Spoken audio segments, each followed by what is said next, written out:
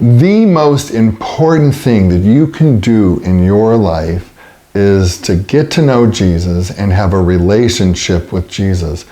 By doing this, you will fix so many problems in your life. You'll have joy and you'll have happiness in your life. So when we last left Jesus, he had just been tempted in the wilderness. And if you guys want to, you can check out that video. I'll put the link up there. Jesus is going through doing miracles. He calls his disciples. And that brings us to the Sermon on the Mount, where we're going to go over the Beatitudes today. All right, so in Matthew, this is the first Beatitude, Matthew 5:3. Blessed are the poor in spirit, for theirs is the kingdom of heaven. You know, when you're reading the Bible, question a lot of stuff. Yeah. Like I read that and I go, what does it mean to be poor in spirit? Right. I don't get that. I mean, I don't understand. Am I poor in spirit? Are you poor in spirit? Right. What does it mean to be poor in spirit? Poor in spirit means that we realize that we are helpless without God. You know, and a lot of times, you know, you'll have that sinful nature, that rebellious nature, which hinders you, or that pride, even that pride that hinders you from being poor in spirit. I guess it's like, I'm nothing without God. It's almost like you empty yourself and empty all of the sinful stuff that's going on in your life and say, you know what? I am humble. I can't do anything with God. I need God for every single day of every single second of my life. Yeah, that was well said. That just came to me. It was the Holy Spirit. That was God. You know, he said, blessed are, not blessed be. Right. But blessed are. And you know so what you are blessed. Yeah, you are blessed. And because you're poor in spirit, the second part of that verse is, for the kingdom of heaven is mine. It says, for yours is the kingdom of heaven. It's heaven. All right, so let's go to the second beatitude. Number two. This is, blessed are those who mourn. Mourn. For they will be comforted. Now, I always read this as, only mourning and sorrow. Yeah. But it's not only mourning and sorrow. Right. It actually, the Greek word of mourn means your sin and releasing that sin and not having that mournfulness. Is that a word? Yeah, it could be. If it's not, Kim's dictionary. I mean, we realized, I think in Paul's writing, how depraved and how sinful we are, and you just realize, you know, he even says, what a wretched man I am. Mm-hmm. And I think that really speaks, and he mourned for it wasn't like, oh, I'm just a wretched man, darn it, you know. Right. It's like he was just mourning, I am such a wretched man. And that's what mourning means, is realizing that you are sinful, and it's just that kind of, you're like disappointed. You're disappointed, right. And you're mourning that sinful part of you. Yeah. So what is the second half again? The second part of it is, so you will be comforted. Right. So then Jesus will come in and say, you know, okay. I know you're sinful. You're human. You're going to be sinful, and I'm proud of you because I love you. You know, you feel regret. All right. Our next one. Blessed are the meek. You don't hurt me. For they will inherit the earth. Meek. I mean, I think of meek of like... submissive. Yeah. I mean, being a wuss, almost. You know, some big guy comes on the beach and kicks sand in your face like, you know, he's always a wuss, right? But that's not what meek means. No. So meek is actually, I mean, Jesus was meek. Power under control. Yeah. And I have in my notes, it's freedom from seeking revenge, because anybody can get revenge, right? I mean, you can always do revenge. To submit to God's will and follow His word. Yeah. To be meek is actually powerful, you know, but you choose to be meek. It's not, you're just a wussy person. Right. It's allowing God to have the power in your life and to take care of that vengefulness. Kim's dictionary number 2, revengefulness. Right. And they will inherit the earth. And they will inherit the Right. earth. Wow, I'm just getting shivers all over my I body. know. Okay, let's move on. Blessed are those who hunger and thirst for righteousness, for they will be filled. Hunger, you think of yourself being hungry. You are just famished. You will eat anything. Yeah. I mean, you'll open the cupboard, and if there's a pack of ramen noodles, you won't cook them. You'll just, you're hungry, right? So that's the way you want to be for righteousness. I mean, and I think a lot of people don't. They don't hunger. They're satisfied. I'm satisfied with my meal. I'm really not hungry, and I'm okay. I don't need anything. I'm just okay. And I'm not thirsty. I'm not thirsty? Yeah. No, I don't need water. Right. I'm just okay. And I think that's would kind of describe like a lukewarm Christian. I mean, you need that.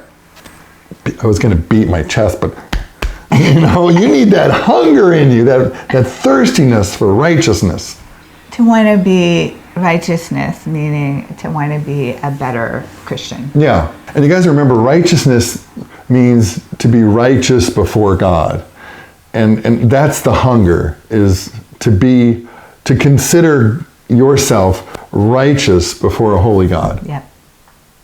And because of that, the second half of the Beatitude is for they will be filled. Yeah. Isn't there a thing say, stay hungry? Isn't that a workout video? Or, stay hungry. So we'll leave that one with stay hungry. Yeah. Blessed are the merciful, for they will be shown mercy. Mercy is not, so you have the power, right? And you don't give that person what they deserve. So I think we were looking up in the dictionary, and they say someone is being attacked by someone, and they say, oh, please show me mercy. Or, you're pulled over by a cop, and you have every right to get that ticket because you were going to 120 in a 55-mile-an-hour zone, right? But you say to the officer, can you please show me mercy?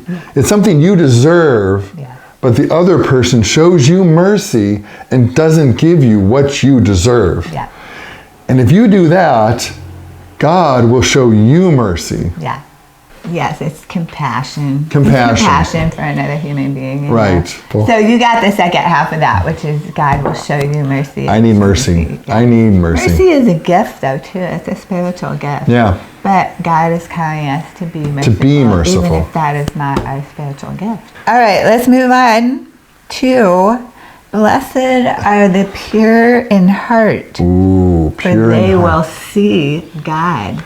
I love that. Okay, so pure in heart means you have a deep commitment to God. I have in my notes an inner inner moral purity. I mean, in the Greek, it means honesty and clarity.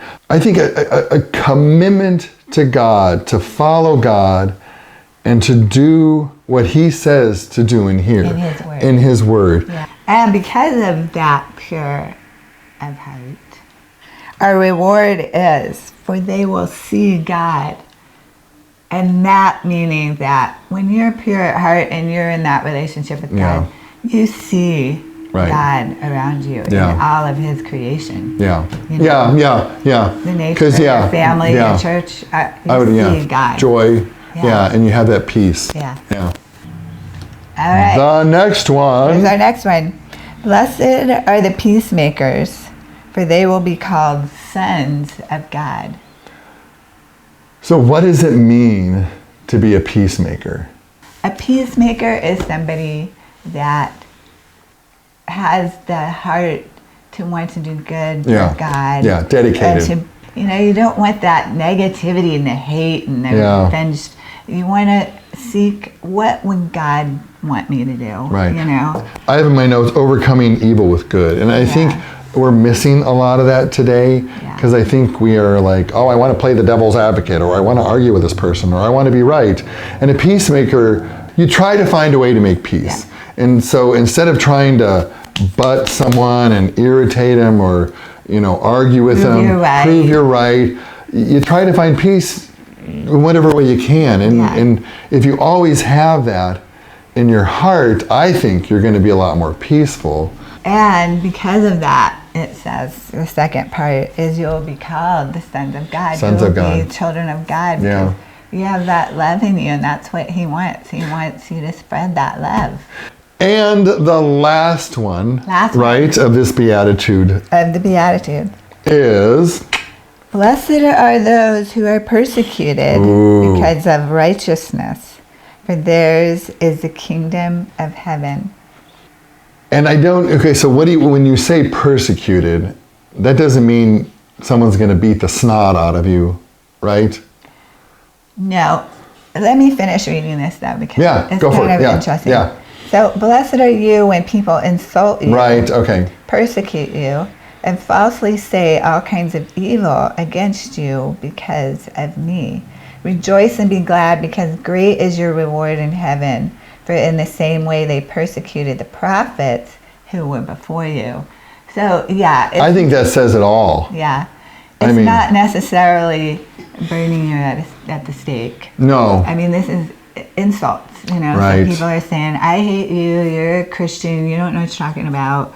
We had this guy do it on YouTube today. I mean, he used the F-bomb so many times. Oh, really? Yeah. And then, you know, my first reaction is to go, well, I'm going to get you and prove my point, you little snot sniffer, you know.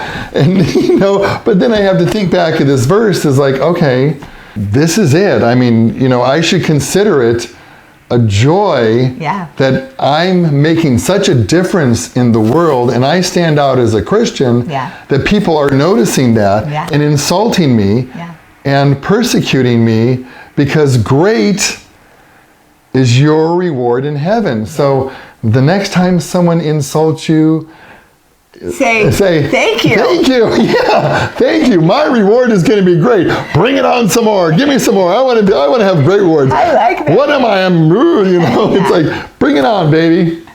Yeah. You know, wow. It's kind of empowering. It is, but you have to let it be. You have to let it be empowering. Yeah. Because our human nature is to retaliate. Yeah. But you need to say, yep. Chalk it up. There's another one of those crown jewels on my whole crown. You know, great is your reward. All right, you guys. So we will see you in part 2. Well, isn't that, I think it's like part 3. There could be a part 3. No, this is part 3. We've done 3 videos so far. Well, now I mean I'm the Beatitudes. Oh, okay. Oh, I'm sorry. You didn't express yourself enough. Jeez. Anyways, see you guys in the next video. Bye.